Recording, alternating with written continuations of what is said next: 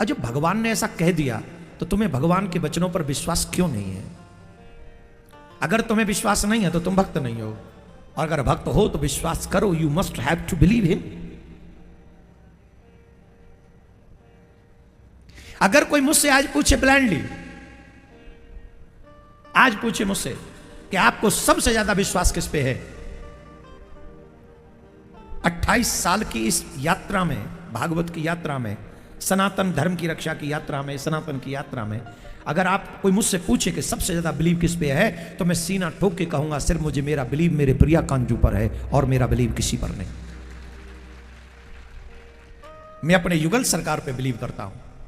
मुझे किसी से कोई द्वेष नहीं है और लगता भी नहीं, पर कोई बिलीव के लायक नहीं लगता। आज इस युग में किस पे बिलीव करोगे आप? नो वन कैन बिलीवेबल, कोई भी नहीं है। और संसार में आप बिना छल कपट के रिश्ते निभाओ, नो प्रॉब्लम, लेकिन विश्वास तो ठाकुर जी पे ही रखना है। और जो ठाकुर जी के हो जाते हैं उनका वो पतन नहीं होने देते। ठाकुर जी फिर अपने कंट्रोल में रखते हैं उसे, ऐसी योजना बना देते हैं। और मैंने तो अपने जीवन में कई बार ये चमत्कार देखा है, प्रत्यक्ष चमत्कार। जब सब साथ छोड़ के चले जाते तो ठाकुर जी पकड़ लेते, बोले मैं हूं तो सही। मैं शायद 1-1.5 साल पहले महाराष्ट्र में आया था, मुंबई में कथा कर रहा था, कहीं से बाहर से फोन आया, तुझे ये कर देंगे, तुझे वो कर देंगे, तुझे ये कर देंगे। कर दे, जितना तुझ में बल है, तेरी पूरी कंट्री में बल है, उससे ज्यादा बल तो मेरे ठाकुर जी के एक इशारे में है।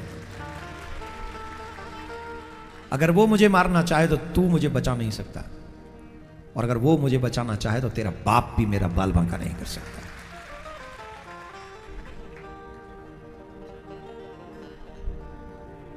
तो हमें अगर कोई पूछे विश्वास किस पे है, तो हमारे प्रिया कांजू पे। वृंदावन में जब भी जाना, प्रिया कांजू के दर्शन करना, साक्षात देवता है, प्रत्यक्ष बैठा हुआ है, यूं सुनता है यूं।